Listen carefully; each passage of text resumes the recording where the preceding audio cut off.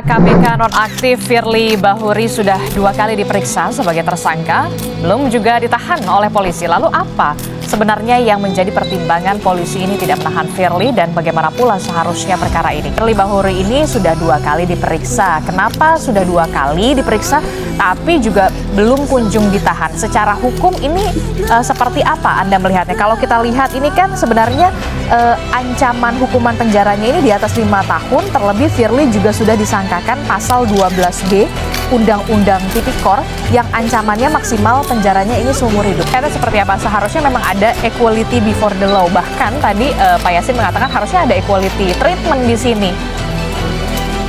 Ya, equality before the law dan equality treatment dalam penegakan hukum itu adalah satu keharusan ya, yang tidak bisa ditawar-tawar. Ya. Karena itu juga akan mempengaruhi kepercayaan publik kepada proses penegakan hukum. Oleh karena itulah maka pihak penyidik itu juga harus melihat pertimbangan hal tersebut ya untuk melakukan langkah-langkah upaya-upaya yang memang dimiliki oleh pihak penyidik ya untuk melakukan sesuatu terhadap kasus ini. Kenapa? Karena kalau yang muncul adalah perlakuan yang tidak sama, yang akhirnya kan publik itu justru akan menarik kepercayaan pada proses penegakan hukum. Sementara itu, Bank Dunia ini mencatat angka ketimpangan antara orang kaya dan juga orang miskin di Indonesia pada tahun ini mencapai 0,42% dan angka ini dianggap lebih tinggi dibandingkan sebagian besar negara-negara lainnya di Asia Timur termasuk India. Dalam laporan yang dirilis Bank Dunia, jurang yang berada di antara kondisi golongan kaya dan miskin ini berpotensi mengganggu laju pertumbuhan ekonomi. Setiap krisis melanda, perhatian pemerintah biasanya langsung mengarah ke kelompok masyarakat miskin dan rentan. Bantuan sosial digulirkan, subsidi diperluas, dan berbagai insentif difokuskan untuk menahan laju kemiskinan. Tapi ada satu kelompok yang sering luput dari perhatian. Yap, kelas menengah. Tapi siapa sih sebenarnya yang dimaksud dengan kelas menengah? Kesenjangan. Salah satunya dengan pajak. Kini penerimaan dari pajak perorangan hanya merupakan 10% dari jumlah penerimaan pajak. Jika sumber pungutan pajak lebih luas, maka hal itu dapat menambahkan dana yang diperlukan untuk meningkatkan belanja infrastruktur, pelayanan kesehatan, program bantuan sosial, dan program jaminan sosial. Anggia Kusumwardaya, Ganda Monte, Berita 1. Kemiskinan menyisakan persoalan ketimpangan. Sebuah penelitian mengungkapkan bahwa di Indonesia, anak yang tumbuh di keluarga miskin cenderung memiliki pendapatan yang lebih rendah dibandingkan dengan orang dari keluarga tak miskin. Ironisnya, meski jumlah orang kategori miskin berkurang, namun jurang ketimpangan antara si kaya dan si miskin justru semakin melebar. Kondisi ketimpangan per Maret 2023 itu tercatat sebagai yang terburuk dalam 5 tahun terakhir. Indonesia adalah negara hukum. Apakah hukum di negara ini sudah berkeadilan? Ya, kita lihat hasil polling Twitternya pemirsa, 12% netizen mengatakan sudah berkeadilan. Tapi 88% netizen mengatakan belum berkeadilan. Atau mayoritas netizen beranggapan bahwa hukum di Indonesia ini belum berkeadilan. Lalu kita lihat bagaimana komentar netizen, Marcel. Ya, komentar yang pertama datang dari @rusmiati4656. Komentarnya, hukum harus dapat berjalan seadil-adilnya. Jangan tajam ke bawah, tapi tumpul ke atas. Lalu ada @rival yang mengatakan kekuasaan bukan ada di tangan rakyat, tetapi kekuasaan ada di tangan penguasa, tanda tanya. Ya, itu tadi beragam komentar yang disampaikan oleh netizen ya, Marcel. Tentunya kita tidak mau penegakan hukum di Indonesia itu ambiar karena masalah politik ya, Marcel.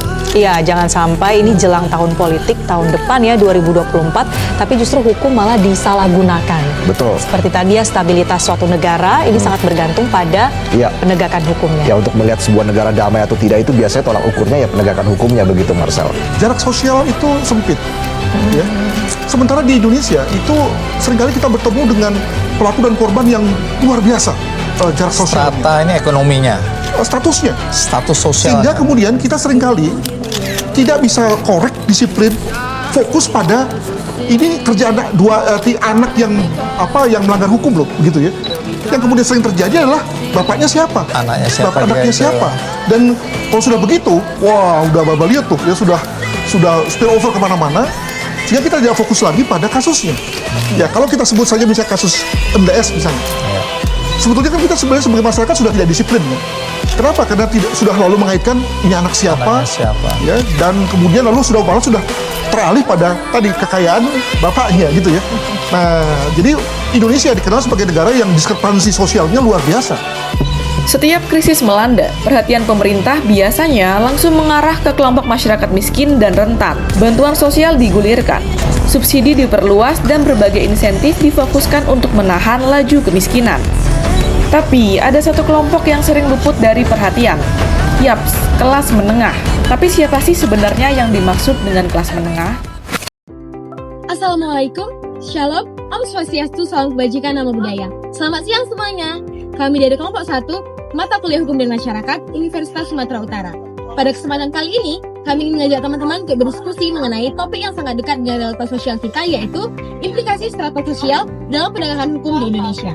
Bisa kita lihat secara normatif, hukum Indonesia sangat jelas menjamin asas persamaan di hadapan hukum. Bisa kita lihat pada pasal 27 ayat 1 1945, di mana segala warga negara bersamaan kedudukannya di dalam hukum dan pemerintahan. Yang kedua, pasal 28D ayat 1, setiap orang berhak atas kepastian hukum yang adil. Bahkan KUHP pun menjamin hak tersangka untuk mendapatkan bantuan hukum tanpa memandang status sosial.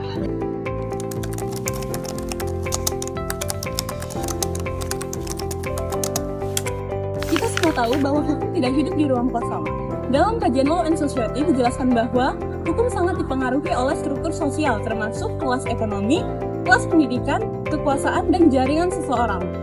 Bayangkan, ada dua orang yang melakukan pelanggaran yang sama. Yang satu dari keluarga yang sederhana ataupun kurang mampu. Yang satu dari keluarga yang memiliki jabatan, memiliki finansial yang tinggi, memiliki relasi yang banyak. Nah, kira-kira apakah proses hukum yang mereka dapatkan apakah benar-benar sama? Yuk kita gali jawaban dari mahasiswa-mahasiswa hukum di USU. Let's go!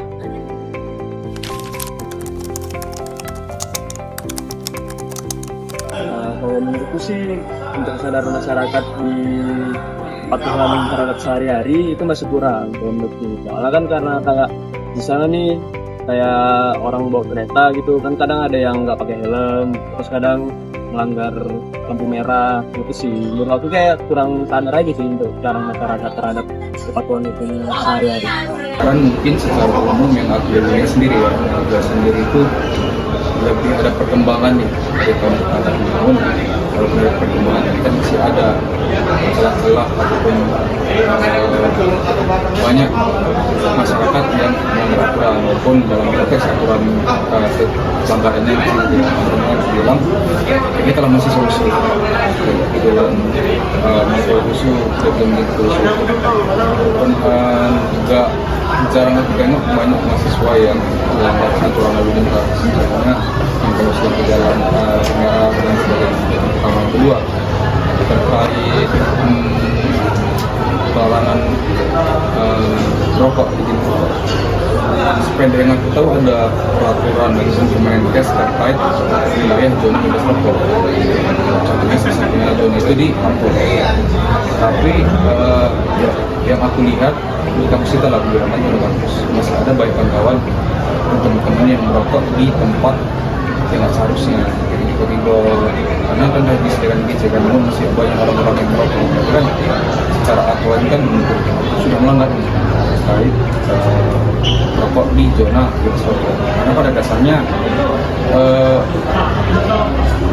pembatasan hak itulah pembatasan hak kan hak orang lain jadi orang merokok punya hak juga tapi ada juga hak untuk tidak menghirup jadi yang lebih aku tekankan di pemerintah adalah pelanggaran itu khususnya kita mahasiswa itu ke kita sama izin dan juga pemerintah mahasiswa di kampus kita dilarang membawa alkohol jadi 2 tahun yang lalu pernah lihat kawan-kawan dari berdoa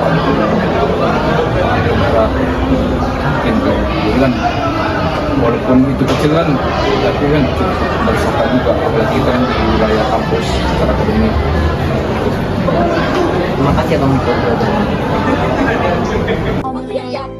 Menurut aku kalau misalnya dari hukumnya, menurut aku regulasi hukumnya itu udah termasuk baik ya. Tapi karena aku berdomisili di Medan dan aku ngelihat kebanyakan warga Medan tuh kurang dalam menaati peraturan. Kayak sering kan kita temui orang-orang yang merokok di area bukan yang area merokok. Jadi menurut aku itu kayak bener-bener kurang untuk pemahaman dan penaatan aturan. Kayak sering juga kita lihat kayak yang lalu lintas, yang melanggar lalu lintas itu sering banget di daerah aku. Jadi menurut aku untuk regulasi hukumnya itu termasuk setuju. Karena kayak banyak peraturan yang udah disediain dan dibuat, tapi ternyata masih banyak masyarakat di Medan ini yang kurang dalam mengatur aturan. Aku itu kayak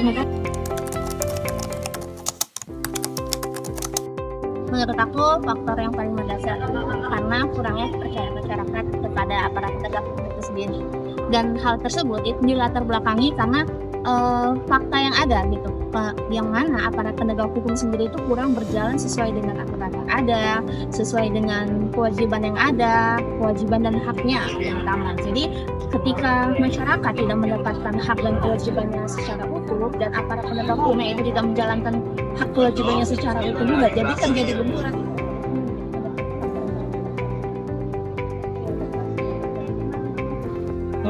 Kalau menurut saya, apa faktor yang menjadi penghambat penegak hukum untuk melaksanakan tugas dari masyarakat itu, kalau saya boleh mencakup itu ada setidaknya 3 faktor. Menurut Lawrence and Friedman, bahwasanya ada tentang faktor substansi, faktor struktur, dan faktor budaya. Nah, kalau faktor substansi yang saya maksud ini adalah mungkin ada peraturan undang-undangan terkait penegak hukum itu yang belum spesifik atau belum mampu responsif menjawab penegak hukum ini agar lebih terarah di mana melaksanakan tugas. Kalau faktor struktur, terkadang yang akhir-akhir kita hadapi adalah kurangnya check and balances terhadap aparat penegak hukum ketika melaksanakan tugasnya. Biar apabila ada kesalahan, apabila ada keliruan bisa untuk diperbaiki seperti itu. Dan terakhir, secara culture, secara budaya gitu, memang menjadi momok untuk penegakan hukum, di mana pemahaman baik aparat maupun terhadap masyarakat agar mendapatkan sinergitas harmonis dalam memahami di mana hukum itu seharusnya.